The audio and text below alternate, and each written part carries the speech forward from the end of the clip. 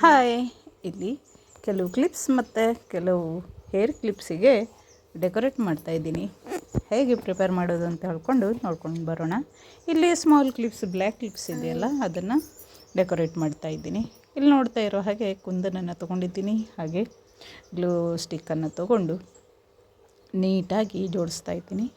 ಈಸಿಯಾಗಿ ಸಿಂಪಲ್ಲಾಗಿರುವಂತಹ ಈ ಬ್ಲ್ಯಾಕ್ ಕ್ಲಿಪ್ಪನ್ನು ತುಂಬ ಬ್ಯೂಟಿಫುಲ್ಲಾಗಿ ನಾವು ರೆಡಿ ಮಾಡ್ಬೋದು.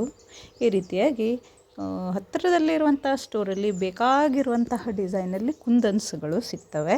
ಬಾರ್ಡರು ಗೋಲ್ಡು ಕೋಟೆಡ್ ಕುಂದನ್ಸ್ ಜೊತೆಗೆ ಪ್ಲೇನ್ ಕುಂದನ್ಸು ಸಿಗ್ತವೆ. ಅವುಗಳನ್ನು ತೊಗೊಬಂದುಬಿಟ್ಟು ಗ್ರ್ಯಾಂಡಾಗಿ ನಾವು ಈ ರೀತಿಯಲ್ಲಿ ಕ್ಲಿಪ್ಸನ್ನು ರೆಡಿ ಮಾಡ್ಕೊಳ್ಬಹುದು.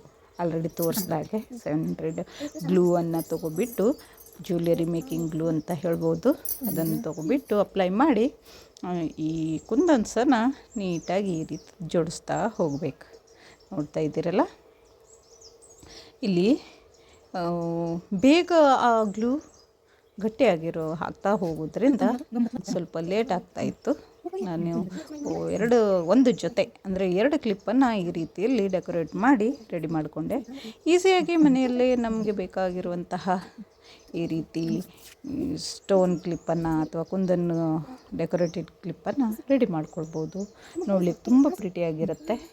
ಸೊ ಇದು ಒಂದು ವೇ. ಆದರೆ ಇನ್ನೊಂದು, ನಾನು ಹೇರ್ ಕ್ಲಿಪ್ಪನ್ನು ರೆಡಿ ಮಾಡಿಕೊಂಡೆ. ಜೊತೆಗೆ ಸೈಡ್ ಕ್ಲಿಪ್ ಚಿಕ್ಕ ಮಕ್ಕಳಿಗೆ ಹಾಕುವಂಥದ್ದು ಅದನ್ನು ರೆಡಿ ಮಾಡಿಕೊಂಡೆ.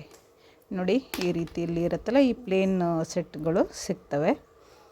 ಇದಕ್ಕೆ ಮೇಲ್ಗಡೆ ಯಾವುದೇ ಪ್ಯಾಟರ್ನಲ್ಲೂ ಬೇಕಾದರೂ ನಾವು ಗ್ಲೂವನ್ನು ಹಚ್ಚಿಬಿಟ್ಟು, ನಾವು ಕುಂದನ್ಗಳನ್ನು ಹಚ್ಚಿಬಿಟ್ಟು ರೆಡಿ ಮಾಡ್ಕೋಬೋದು. ಇಲ್ಲಿ ನೋಡ್ತಾ ಇರೋ ಹಾಗೆ ಗ್ಲೂ ಪೇಪರ್ ಇದೆಯಲ್ವ, ವ್ಯಾಕ್ಸ್ ಪೇಪರ್ ಇದೆ, ಅದಕ್ಕೆ ರೆಡಿ ಇಟ್ಕೊಂಡು ಯಾವ ಶೇಪಲ್ಲಿ ಬೇಕೋ ಅದನ್ನು ಆಮೇಲೆ ಕಟ್ ಮಾಡ್ಕೋಬೋದು. ಫಸ್ಟ್ ಡಿಸೈನನ್ನು, ನಮ್ಗೆ ಬೇಕಾದ ಡಿಸೈನಲ್ಲಿ ಕುಂದನನ್ನು ಫಿಕ್ಸ್ ಮಾಡ್ಕೊಳ್ಬೇಕು. ಸ್ವಲ್ಪ ಟೈಮ್ ಕೊಡಬೇಕು.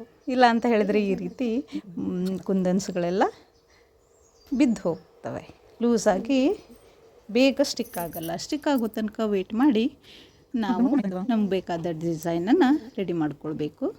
ಆಮೇಲೆ ಸೀಸರಿಂದ, ಸ್ಮಾಲ್ ಸೀಸರ್ಸ್ ಸಿಗ್ತವೆ, ಆ ಸೀಸರಿಂದ ಕಟಿಂಗ್ ಮಾಡ್ಕೊಳ್ಬೇಕು. ನಾನು ಇದನ್ನು ಇಷ್ಟೆಲ್ಲ ರೆಡಿ ಮಾಡಿ ಬಿಟ್ಟು ಡ್ರೈ ಆಗಲಿಕ್ಕೆ ಬಿಟ್ಟೆ. ಈ ರೀತಿ ನಮ್ಗೆ ಬೇಕಾದ ಶೇಪ್ ಆಲ್ರೆಡಿ ಹೇಳಿದಾಗೆ ಕಟ್ ಮಾಡ್ಕೊಳ್ಬೇಕು. ಕಟ್ ಮಾಡಿಕೊಂಡು ಮತ್ತು ನಾವು ಡೆಕೋರೇಟ್ ಮಾಡ್ಕೊಳ್ಬೇಕಾಗತ್ತೆ.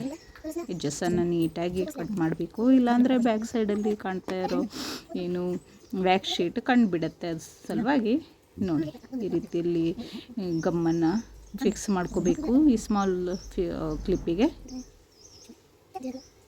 ಈ ರೀತಿಯಲ್ಲಿ ಫಿಕ್ಸ್ ಮಾಡಿ ಸ್ವಲ್ಪ ಹೊತ್ತು ಬಿಡಬೇಕು. ಸ್ವಲ್ಪ ಹೊತ್ತು ಆರಿದ ಮೇಲೆ ನೀಟಾಗಿ ಈ ಕ್ಲಿಪ್ಸ್ಗಳು ಫಿಕ್ಸ್ ಆಗ್ತವೆ. ಉಳಿದಿರೋ ಭಾಗಕ್ಕೆ ನಿಮ್ಗೆ ಬೇಕಾದ ಡಿಸೈನ್, ಫುಲ್ ಕ್ಲಿಪ್ ಬೇಕಾದರೂ ನೀವು ಡಿಸೈನ್ ಮಾಡಬಹುದು. ಇಲ್ಲಾಂದರೆ ಬೇಕಾದ ಪ್ಯಾಟರ್ನಲ್ಲಿ ನಾವು ಕುಂದನನ್ನು ಹಚ್ಕೋಬೇಕು. ನಾನು ಈ ರೀತಿಯಲ್ಲಿ ರೆಡಿ ಮಾಡಿದೆ. ಯಾಕಂತ ಹೇಳಿದ್ರೆ ನನ್ನ ಮಕ್ಕಳಿಗೆ ಸೈಡ್ ಕ್ಲಿಪ್ಗಳು ಬೇಕೇ ಆಗುತ್ತೆ. ನಾವು ಮಾರ್ಕೆಟಲ್ಲಿ ತೊಗೊಂಡಿದ್ದೀವಿ ಅಂದರೆ ಸ್ವಲ್ಪ ಕಾಸ್ಟ್ಲಿ ಬೀಳುತ್ತೆ.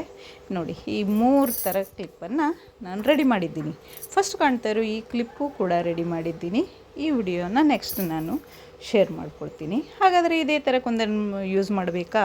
ಇಲ್ಲ, ಪರ್ಲ್ಸ್, ಕ್ರಿಸ್ಟಲ್ ಬೀಡ್ಸ್ ಏನು ಬೇಕಾದರೂ ನೀವು ಇದಕ್ಕೆ ಯೂಸ್ ಮಾಡ್ಬೋದು.